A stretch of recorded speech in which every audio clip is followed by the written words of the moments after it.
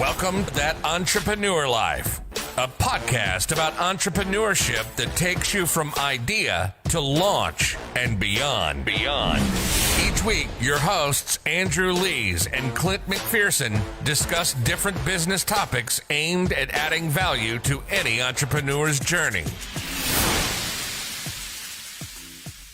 Welcome back, everyone, to another episode of That Entrepreneur Life. I'm Andrew Lees, and I'm usually joined by my co-host, Clint McPherson, but today I'm flying solo. I'm really excited to welcome our special guest, Evan Knox, to the show. How's it going, Evan? Hey, Andrew. Thanks so much for having me, man. I really appreciate it. Absolutely. Yeah, I'm really honored to have you on the show today. Before we get into everything, can you just tell our audience who you are and what you're all about? Yeah, all about. That's a tough one. But yeah, I am the founder of Caffeine Marketing. We make marketing profitable for small companies that are doing less than $25 million a year in annual revenue. I'm also a partner and CMO of a group called Tactos, and we basically acquire businesses and rapidly grow them. That's awesome. That's very cool. How did you get into Tactos? Is that something you wanted to did you want to invest? Are you investing in companies, or how does that work? Yes. And so our model is acquire, grow, sell. And so the acquire part, there's a couple of different ways that we can do that. I've got a really awesome team of partners that are really, skilled at deal making. So sometimes we'll just buy the company outright. That happens. Okay. Other times we'll come in as like a partner in the company and then earn like additional equity into the company based off performance, or some combination of the both. So yeah, it really all kind of depends, but it's good. That's awesome. And what are the kind of companies that you're working with, with those partnerships? Yeah. So generally they're all small businesses. And I use that term relative, like let's say they're doing around $1 million, generally less than like 10 million or so. And for whatever reason, they've kind of plateaued in growth, or they don't really have strategic partners in the US. So generally like the founder has taken it as far as it will go, but they don't have the capacity. They don't have the knowledge. Maybe they've never taken a company public before, never done like a board of directors or phantom stock, or they don't have a marketing background. They've gotten this far without marketing. So generally there's some thing that's missing that they really just need like partners. Like they need instead of just doing it on their own, essentially. Yeah. Yeah. I understand that. I'm sure a lot of our listeners can relate to that too, is at some point, everybody has a limit where they feel like they kind of can't take it any further, or they just don't have the time to figure out how to take it any further. So I think at one point or another, we can all use a bit of a boost, whether that's just some consulting advice or whether that's, actually partnering up with somebody who knows how to take it to the next level. Yeah, absolutely. And it's been really, just rewarding overall. Like in the times that we've acquired a company, like we've seen that owner's dream realized, like they wanted to acquire, build a business and then sell it. And then in that way, other business owners have struggled for so long and for so many years, but then we come in, we're able to put better systems and processes and a better marketing funnel in place. And then all of a sudden, like for example, September for one of our clients is a 729% increase in profit from the previous year. So it's just really cool to see the optimism and the hope, because generally when they come to us, they're kind of like, I don't know, it's kind of tough, stagnant or decreasing growth. So yeah, that's awesome. That's got to feel good to be able to turn things around for business and really help them get to the next level. And then you're learning as you go too. So every subsequent client, right, you can probably help them that much better. So that's very cool. Yeah, it's awesome. And sometimes I even, I'm super thankful that obviously for all the training and experience, stuff like that I've had.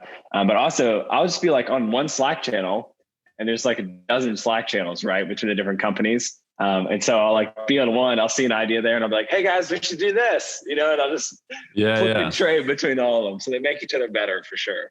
That's awesome. Yeah. And there's an advantage to having that network and that group of companies and entrepreneurs that you're working with, right? I mean, I think that's one piece of advice that we hear a lot on the show is, is get a mentor or, join a network of like-minded entrepreneurs, because, we can't doesn't make sense to try and do all this ourselves and shoulder it all ourselves. There's little nuggets of information out there that might seem very simple, but you might not have thought about it on your own, and like you have this aha moment. And not only that, but more importantly, you see something actually work for somebody else. And that's when it really, like, you may have thought about doing, implementing some change. But until you actually see it working for somebody, you're not really sure. You're like, well, I could waste a ton of time on this and it might not get me anywhere. But once you see somebody else implement it, works for them, then you're like, oh man, I'm in. So that's cool because you can share those experiences. Yeah, absolutely. And this because you've got a partner in one of your businesses.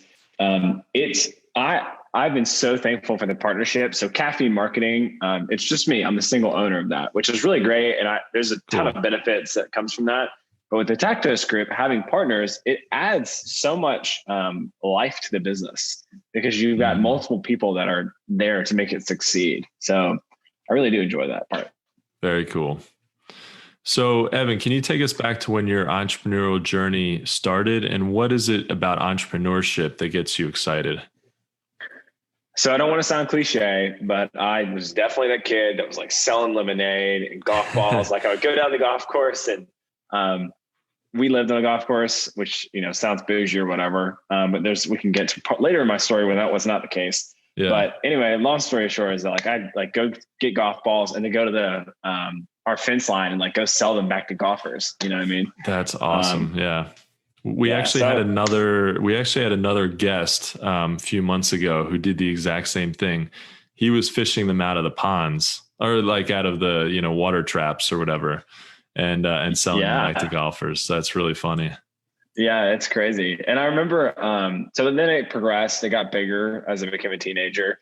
And so started mowing people's lawns and then started, quote, contracting out my friends to go mow the lawns that I had gotten a deal on. Okay.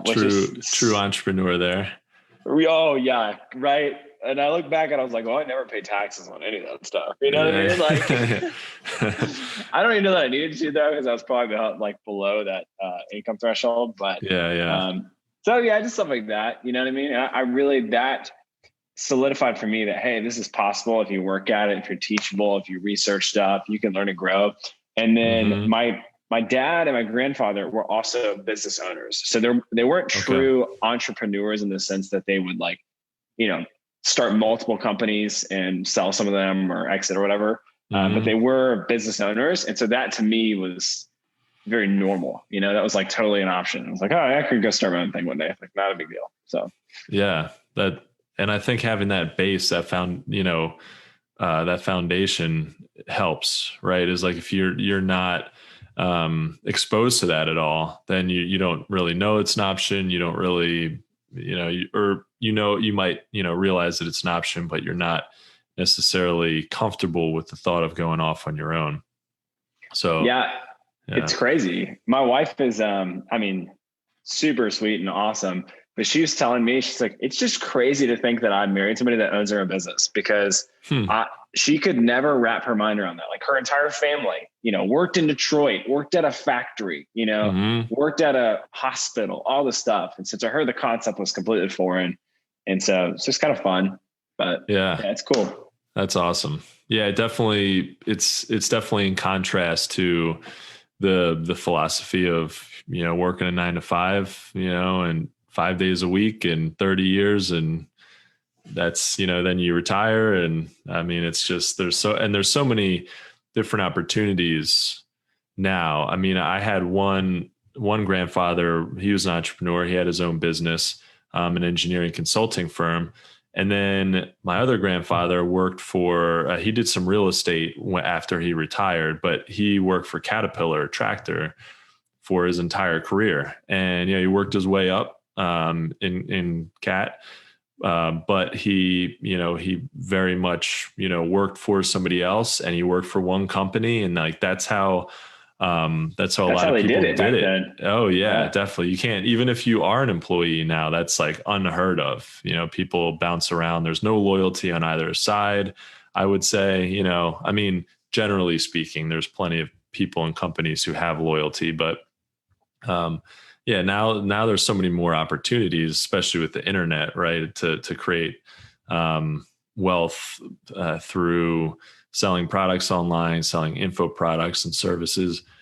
It's so much easier to reach people, or it's so much more accessible. I shouldn't say easy, because as you know, it's not necessarily easy to reach people online. It's just more opportunity to do it. Right. And I almost think of like now is the easiest time to become like a 6-figure, 7-figure business owner. I think the moat is so much shallower and it's so much less difficult to like start a business and scale and grow a business thanks to digital marketing and the internet and the decentralization of like knowledge. But I do think that it's harder to really grow like a Sears or a Walmart or whatever, because there's so much more competition. You know what I mean? Like if you start a marketing agency, well, I mean, anybody can go do that. Like it's super simple nowadays. So yeah, that's actually a great point.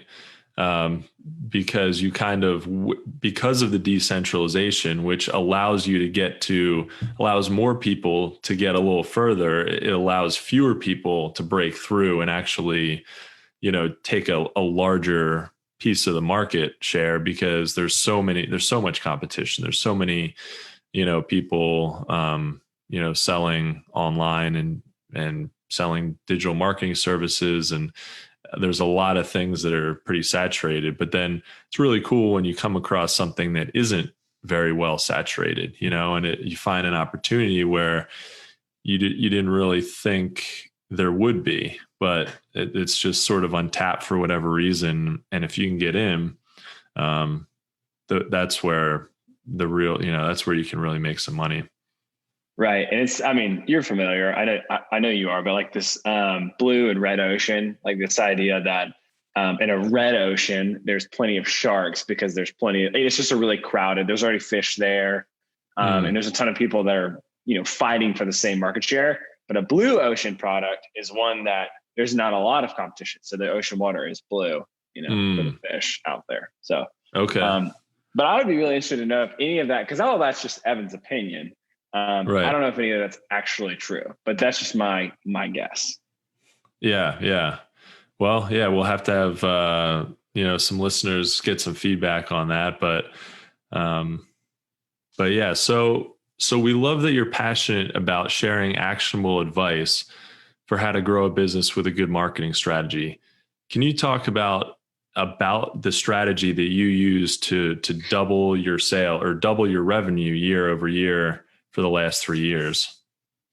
Yeah. So for Caffeine, I think of this as like my business, almost like business owner framework. So, or the CEO framework, because in my opinion, it's not just about marketing or sales or margins or whatever. And this has really become true as we've acquired more businesses. It ultimately comes down to the leader, and that leader's willingness to invest back into the company, to invest back in themselves as employees, and to essentially, I kind of mentioned it earlier, but like decentralize command and empower other people to make decisions. Like a lot of these businesses have an incredible product, but they've got a business owner who has a scarcity mindset or micromanages everything. So they never get beyond 15 employees or a certain number in revenue because they just don't let decisions go. So that framework that I used has to do really with self, leadership, and then the actual business.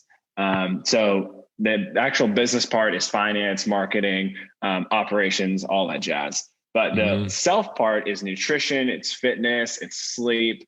And then leadership is ultimately about emotional intelligence, and caring about people and how to actually lead teams really well.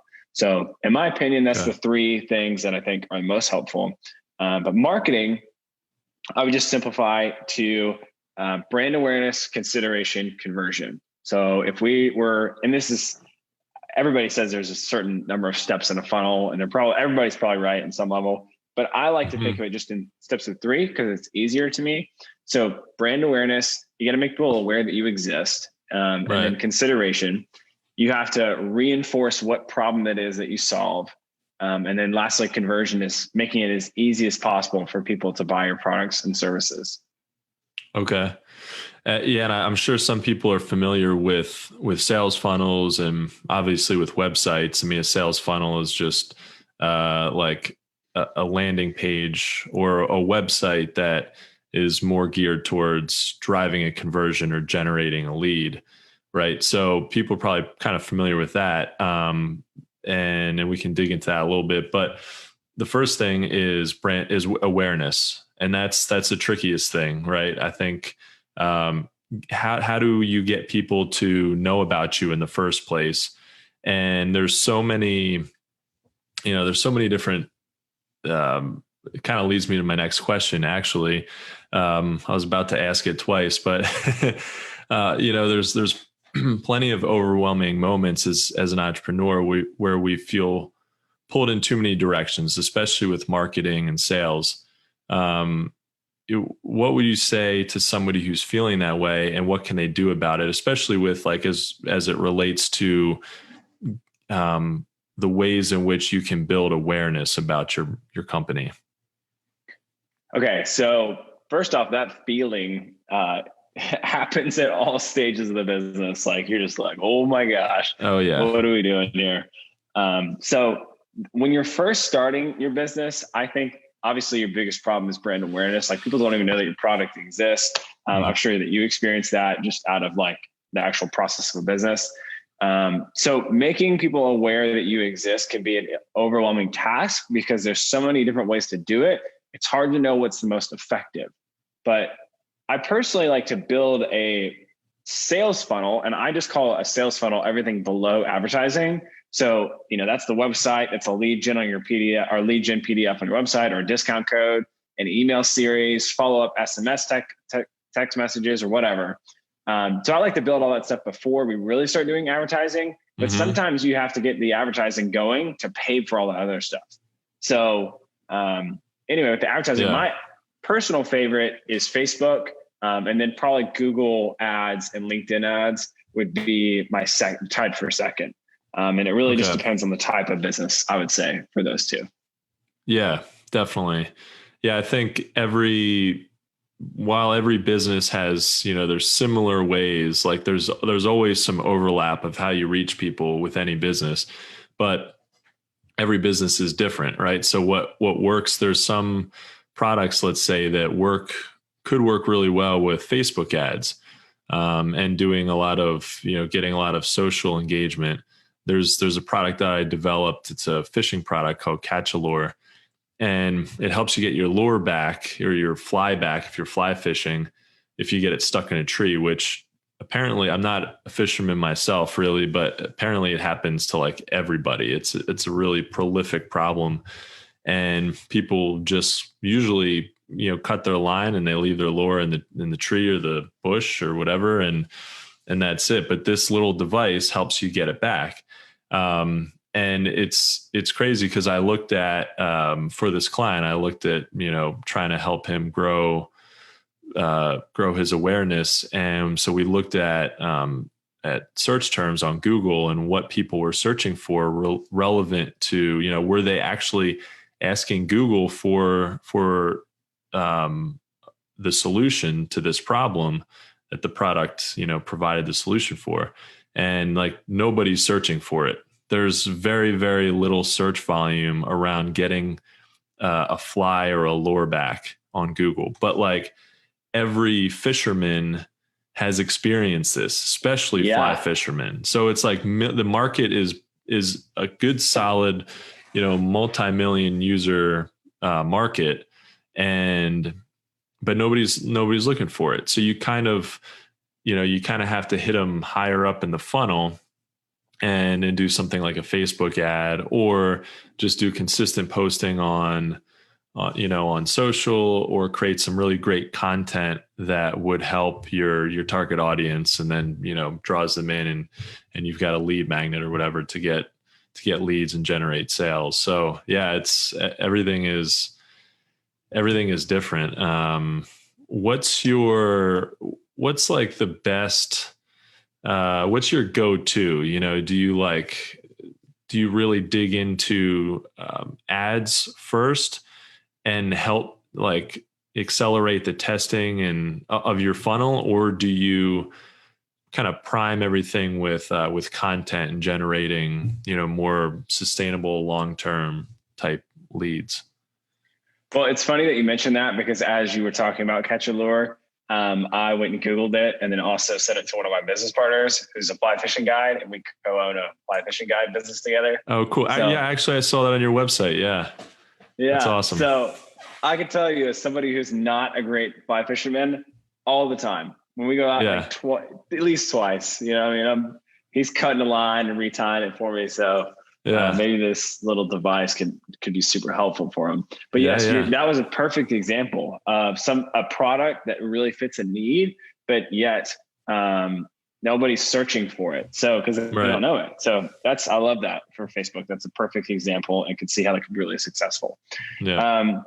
I personally, this is like an ideal, right? So if they already have advertising, of course, like let's dig into their advertising and better try to optimize for conversions. We have a framework that we use within advertising that I feel like is a really simplified campaign structure, and it works really well.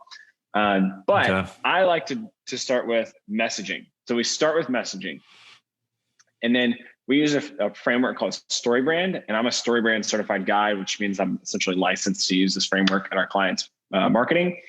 And when we create that messaging framework, that same messaging will go across their website, their sales funnel, their advertising, their emails, their sales calls, their videos, all of their assets, so that it's reinforcing the same messaging over and over again as somebody goes along like the sales funnel or marketing funnel journey. So that would probably be our specialty, is using that sales, that StoryBrand framework in order to actually execute our marketing for our clients. I gotcha. That's awesome. And I think that has to do, that has a lot to do with creating a brand and creating consistency, right? Because I think that's something that it seems when you see it work well, when you see a company who's just well branded, like Apple or Tesla or something, like you look at it and it just makes sense. It seems simple. It almost seems easy, but to get everything really consistent across all channels and get your messaging to be consistent, I think is a little harder, and also not oversimplify it too. Like you can easily try to be consistent and just, stick to very, very simple. And sometimes it's like too simple. You're not quite giving enough information that's convincing to customers. Yeah, I agree. And there's I would say that I'm just going to make up a random number here. 85% of businesses overcomplicate it. Or they're trying to be cute and clever. And so a client comes to mind, and they're called Finisec. And essentially they're a cybersecurity solution for banks, like smaller banks, not like Wells Fargo, but like your local community bank. And it's incredibly complex what they do. And they're super smart. Their entire team is super bright, but they all speak cybersecurity jargon. And the person that they're trying to sell to is the president of that bank, and he is not a cybersecurity expert. And so they need to dumb it down so much so that a fifth grader could understand it. And then at that point, then it becomes a solution to a problem that person's experiencing. And that's what I like about a Catch a Lure, right? I mean, this is super simple. You're like, oh, get stuck in a tree. Got to get it out. No problem.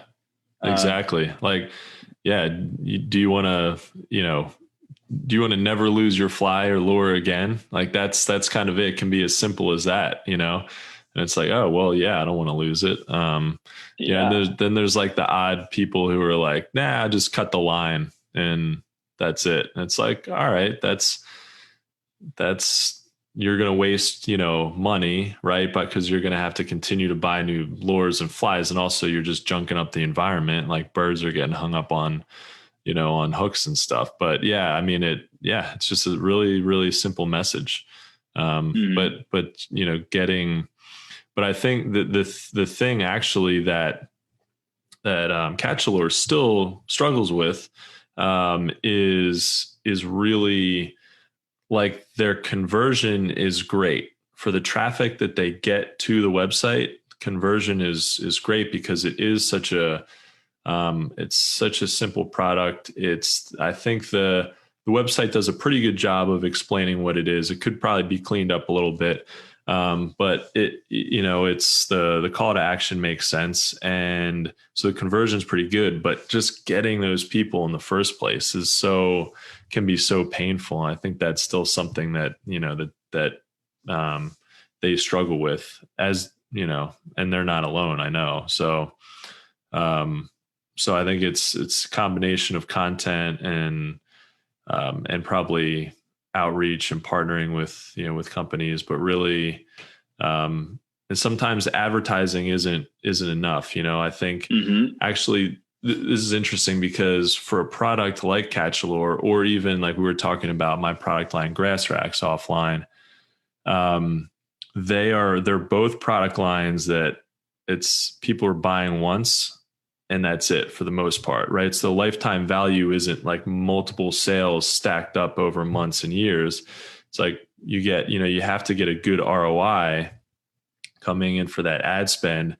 And it has to be pretty, you can't lose money or break even on that first sale, hoping that you're going to get another one, right? So I think, what would your advice be with something like that? Is it in that case, do you have to lean on lead generation and making sure that if you're not getting a sale from your ad, that you're at least getting an email from somebody? Would that be your strategy there? Yeah, that's tough. It reminds me of a couple of our clients, right? Because you have, and Grassback's a little bit different because you've got a little bit higher price point, which makes me feel like you've got, I don't say percentage margin, but at least total margin to acquire a new customer. Whereas it definitely helps. Yeah. Whereas the Catchalor, you've got a $20 item when the average cost per acquisition is a little over $20 on Facebook ads. So like just across the board, I mean, that's tough. And that's not to say it can't be done, but it's tough. So I would consider it's also tough because you don't want to necessarily raise the price too far. I don't imagine shipping cost a lot for this. No, it's pretty cheap. Yeah, it's really cheap. Yeah, a couple bucks. Okay. All right. So what I would probably optimize the homepage a little bit. I mean, it's pretty decent for a pretty simple product catalog. But I would talk about the 3 benefits. So like pays for itself within 3 uses or something like that. Save the environment, preserve the natural environment, and then some other benefit that they would, lifetime warranty or something like that. And I think that would further increase conversions. And then I would play around also with a post-purchase upsell. So whatever you could do to increase the customer lifetime value. So if that's like a course, if that's additional products, if that's selling products that are not necessarily exactly Catchalor, but like sister brands, like if you could partner with another brand, list their products on your site and vice versa, and do like a pretty good like wholesale price for one another, just basically to get more margin and more room to play with so that you could actually profitably acquire customers. And then I would really do like something that I've been playing with lately is adding a really big discount after people have dropped off. So like if they haven't bought after 14 days or 30 days, you've pretty much lost them anyway. So you might as well just swing for the fences. Like you might as well just give them your very best offer and see if you can recoup of a couple dollars of your advertising budget. So I think that is another, good way to do that. And I also think that Grass Racks, it's like they could fall in love with the product. And so maybe there's like referral, maybe there is outfit your whole home, maybe there's kits. You might be able to do a little bit more with Grass Racks. Yeah, I got you. So it's an interesting strategy is to figure out ways to increase the order value, and which would increase that lifetime value. Yeah, I know with Catchalore, they've done basically trying to push 2 sales for every, purchase, or they're trying to get the order value up to like $40 at least, by incentivizing somebody to buy 2 products instead of 1. Cause every fisherman, if you're a fisherman, other fishermen. So, it makes sense that you might want to share this thing, and the same thing with grass racks. So, I think I've definitely seen that where, it can make a big difference to get people talking. I mean, it always makes a huge difference to get people talking about your product or service. And if you can incentivize them to do that, which isn't necessarily easy, that's very powerful, because you can turn your customers into advocates. But you really, I think, have to make it, first of all, from what I've seen, you've got to make it very, very, very simple for somebody to do, and painless. And sometimes just trying to get them to share on social might not be the best, because people are a little weird about, like, that you just bought flip-flops and you like, do you really want to share that on Instagram? Like, who cares? Right. But I mean, I think there's some people who would be cool with that. And then other people who are just like, I'm not going to do that. I might tell my friend about it, but I'm not going to just throw that out there to the world. Yeah, 100%. And I'm looking at grass racks and I'm thinking to myself, man, the person that loves wine, actually, let's reverse that, because I don't know if that's true.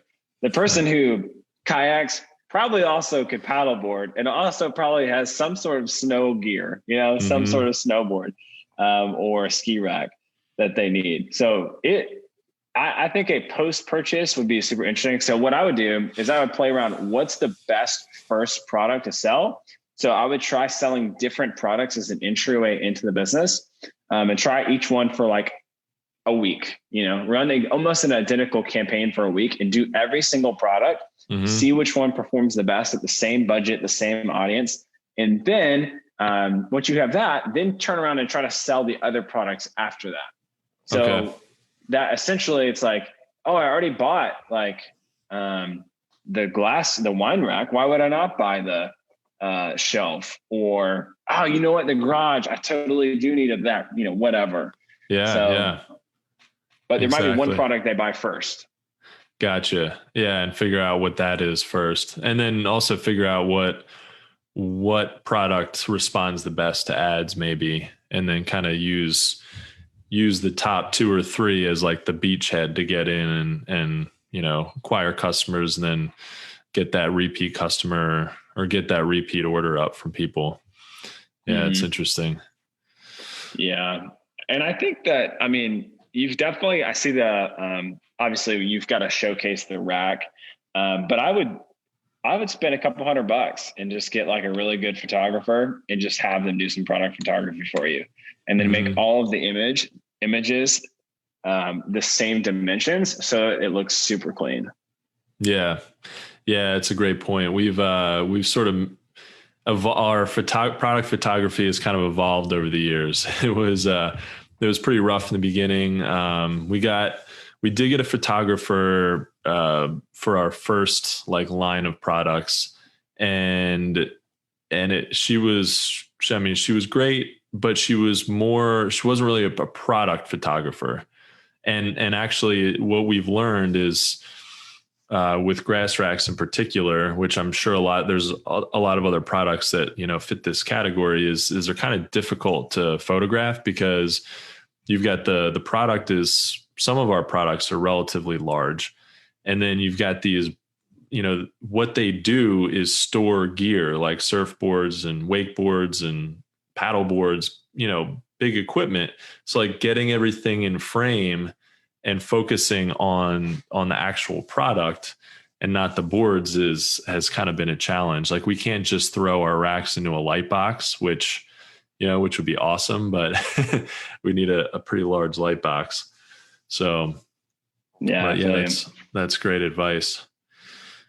Awesome, man. Well, that's cool to just go through that, use Grass Racks and Catch Lore as kind of case studies. We're kind of digging deep there with some marketing strategy and some different things that could be, you could be doing. But, if you're listening and hopefully it's sparking some, sparking some ideas and kind of giving you ideas about what you might be able to do with your own product or even your own service. A lot of, you can use a sales funnel, for instance, for either a product or a service. And, so there's a lot of overlap with different businesses. So Evan, what kind of clients do you typically work with? And do you have like a favorite type of product or service you like to market? So my two favorites are either e-commerce or B2B. Okay. E-commerce is really easy because once you've got a winning funnel, it's really easy to scale. As long as, Facebook doesn't act crazy for some reason or Google acts crazy. Yeah. And then the other one would be B2B. And I really love B2B because once you have, honestly, you've got so much more margin to play with. You've got several $1,000s generally for a deal. And so if you can acquire a company, if you can acquire a client for $1,000 for a company or even $5,000, if they have $10,000 in margin, do that all day. You know what I mean? Yeah. So that's why those are our two favorites: is e-commerce, otherwise known as online businesses, or B2B, just because they have higher ticket sales. Yeah. How about something kind of in between, like a course, an online course, or like an info product where the ticket value can be high? It could be several $1,000s because you're giving a ton of, help. Like somebody could use that information. Like, let's say, it's a $1,000 course. They might be able to use that information and generate $10,000 a month in recurring revenue. And so that $1,000 is like, an amazing investment for them. But it's obviously like a relatively high ticket price. So, is that kind of like a really nice sweet spot if you can figure out how to have that kind of product? So courses are interesting. We've got two or three course clients right now. And what I've seen is that it really comes a lot down to product fit, and then advertising can deliver that to the next level, or it is just kind of, you're barely getting by. So there has to be a really good product fit, and then positioning is also super important. So that client that I kind of alluded to, that was like doing okay, basically breaking even right now. We think that there's a product positioning like issue. So there's two bigger players in the space who are really well established, like featured on all kinds of news outlets, like super high end, selling for the same price. So it's hard for her to compete in that regard. And so we're trying different pricing. We're also trying, how do we position her product so that it's unique? And the last thing I would say is that we're going to shift in because the messaging was created before Caffeine started working with them, but we're going to shift from essentially selling features and what they're going to learn in the course to what are they actually going to get. So in this case, it has to do with like essentially babies. So like and I've got a 14, 15 month old right now. So nice. I feel it, but like I guess and my thought process is, and why we're like shifting on this account, is that instead of selling, you're going to learn all this stuff about how to care for your baby, it's like, no, we have to solve a problem. And what's that problem? You don't feel confident in raising your kid. Okay, we're going to give you confidence to raise your baby well, or something like that. But it has to solve a problem and be an actual benefit, not the actual features of what they're going to learn. If that makes sense. Yeah, for sure. That you see that a lot with products and services where the features are advertised and promoted instead of what those features actually do, how they can help you, because the feature might be totally meaningless to you if you're not making the connection to, okay, cool, how does that help? Like if we're talking about just to jump back to Grass Racks for a second, it's our racks are made from super strong bamboo plywood. That's great, but why does that matter to our customers? What matters to them is that their giant paddleboard, their race paddleboard, and they might put 3 of them on one of our racks. They care because they don't want all those paddleboards to come crashing down. So it's strong because it keeps your boards from flying off the wall, and that's a better connection probably. So yeah, that's interesting. It's a subtle difference, but it really makes a huge difference. Yeah. And I think of it often as how people, and I have to remind myself that people think of this in regards to my own services, like with caffeine. Mm-hmm. So they're not looking for a sales funnel, a new website, or Facebook ads. What they're looking for is marketing that's profitable and for a predictable way to scale and grow their company. So we're all guilty of this, but we have to clearly explain what it is we do and what's the benefit of our products or our services, and pitch the benefits after we mention how we go about doing that, if that makes sense. Gotcha. Yeah, that's cool. I mean, you can have both of them there at the same time, but it makes sense. But you have to make that connection and explain to people what they're getting and why they're getting it. I like that. So through your entrepreneurial journey, Evan, from the highs to the lows, what has been the most difficult thing about being an entrepreneur? Well, I think it is balancing. I'll just say, for me, the most difficult thing that I had to do was balancing paying off student loan debt while also growing the company. At a macro level, I don't think that that's the most difficult part about being an entrepreneur. Not saying that, but for me, tactically, the thing that was the hardest would probably be that. So in the first, when we got married, my wife had graduated college at Michigan State. I think it was like $90,000 in student loan debt, and so I started caffeine like year 2 of our marriage. And so we were trying to pay all of that off. We paid all of it off in 3 years, but it was hard for me to balance. What do I reinvest back into the company and what do I pay off in debt? And totally. How do we live? Yeah. So I would say for me, that was the hardest thing to balance, I would say. I gotcha. Yeah. And that could, if unchecked, that could lead to that scarcity mindset that you were mentioning before, because then you sort of you can be in survival mode, right? Where you're just like, okay, I need to make, I need every single dollar that's coming in. It's got to go into my bank account because like I have to pay for things. And I've definitely been there where I'm like, I can't reinvest right now into my business because I literally have personal bills that I have to pay. And that's the reason that I have a business, right? Is ultimately so that I can get paid. And so I can, so that I can actually pay my bills. But at the same time, I don't want to just create a job for myself.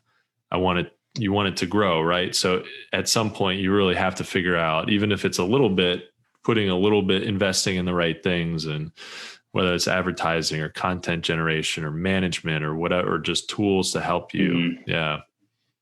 Yeah. And it almost like, I would rather, I don't know inside. I think I would rather lean a little bit on the shrewd side or, financially conservative side of spending money. Mm-hmm. However, if you have to know where you land, you know what I mean? If you're the person that's just kind of throw money and wherever, like taper it back a little bit and be a little bit more strategic. Or if you're more scarcity mindset, then it's like, no, you need to you got to believe that there's enough out there and you got to believe that you're going to make this work. Mm-hmm. So yeah, I mean, everybody's got to balance it their own way, but yeah, I think it's super worth it. Cause just like you mentioned, I don't want a job. I didn't do this to get a job. Right. Right. I want to be able to stop working whenever I want and go take a vacation or spend time with my family or what have you. So fun. Yeah, I hear you. I think there's kind of 2 levels to the entrepreneurship thing. The first thing is to me at least, was my first goal was to quit my job, work for myself, be more flexible. And I do have more flexibility, but I end up working way more than I did at a job, like no doubt, but I'm okay with that. I'm happy with that.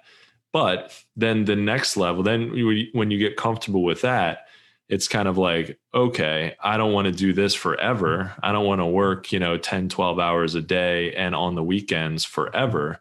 So, and that becomes, at some point, that's like not the point of being an entrepreneur. The point of being an entrepreneur is to, is really, I think, to build a business and have people and resources and tools around you that can help grow it. And then, at some point you might sell it, but you don't want to be working in your business. You want to be working on your business, which is a quote I've heard. I can't remember where that came from, but I think it's kind of like a guiding principle.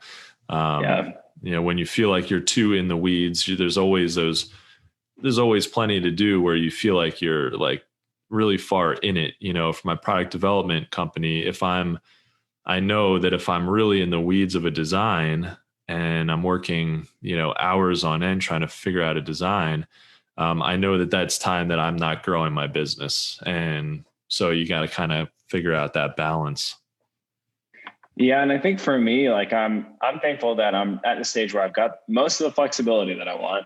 I couldn't just disappear right now the way that I've set up my business for 2 weeks. But I could pretty much work 30 minutes a day for 2 weeks and it would be fine. However, the thing that I would want now beyond the flexibility would be just like have passive investments. Like right. I've done a little bit of real estate now. I love business and I would still do business for fun, even if I wasn't like, I didn't need to. Yeah. But I realized I did not want to do active real estate anymore. So I'm looking, I have enough capital that my dividends pay for everything. You know what I mean? Yep. So that's my next goal, I feel like.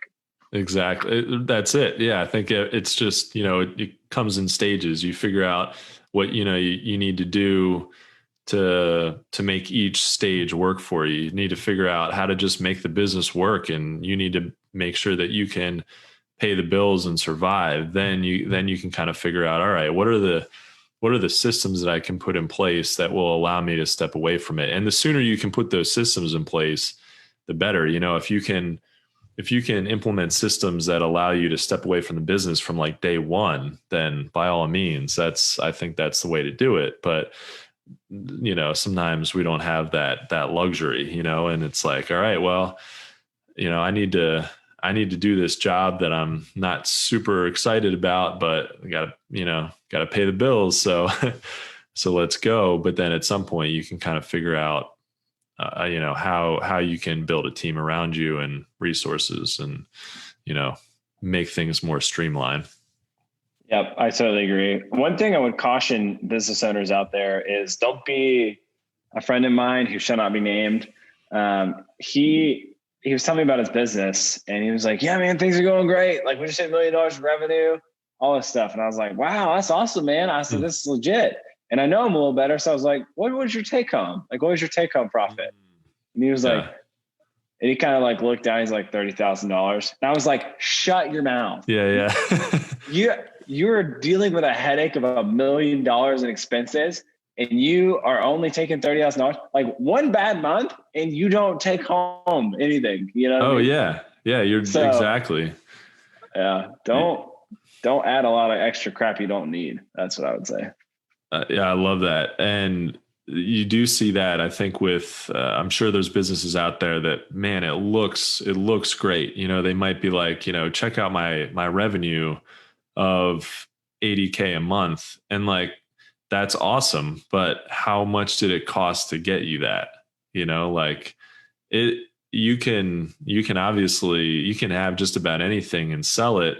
And first of all, there's two things. You can spend a ton in ads, or you can spend, or whatever it is, whatever, marketing method it is, like paid marketing, you can spend a lot to get those sales. And the other thing you can do, which I've seen on the other side is this happens, I think, a lot with like salespeople, where and reps where they mark down prices and they get all these sales.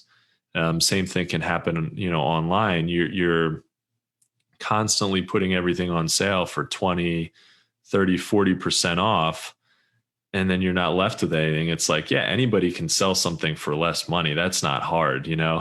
So you make it practically free, and like there's no skill involved in sales then. So yeah, I totally agree. Is it really, at the end of the day, actually probably a good exercise is to do a calculation of what your business would be valued at, because that takes into account your revenue minus costs, your net profit, and a bunch of different ways to calculate the value. But just to get a rough idea, if you're like, for your buddy, if he's doing $1 million in sales and spending $970,000 to get that, well, then the value is about probably $30, $40, maybe $50,000 for that business that's doing $1 million in sales.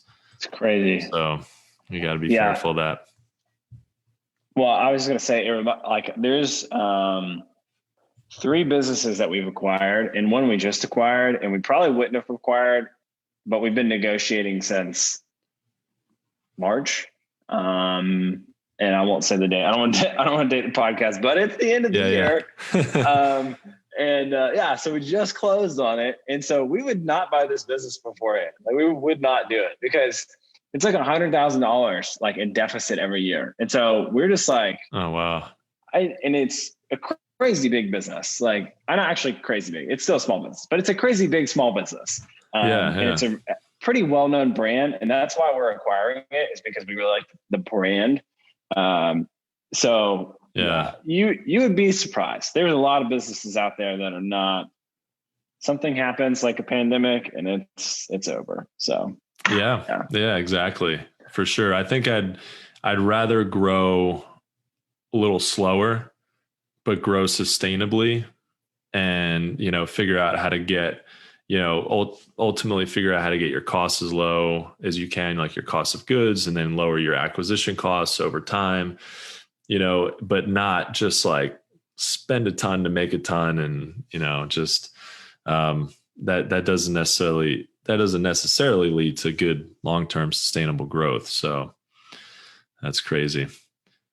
Well, you might have already answered this as we've gone along, but as we wrap up the episode, if you could only leave our listeners with one piece of advice, what would that be? Can I do one business and one personal advice? Totally, yeah. All right. So my marketing advice would be, don't play the hero of your own marketing messaging. Play the role of a guide. That StoryBrand framework teaches you how to do it. Big fan of it. So yeah, go out there and be the guide for somebody else with your products and services. And then it's super good. I didn't come up with it. So, but the next one would be focus on what matters 100 years from now. So honestly, if a proposal goes through or if it doesn't, it's really not the end of the world 100 years from now. And so it's little small stuff like that I don't get too caught up in.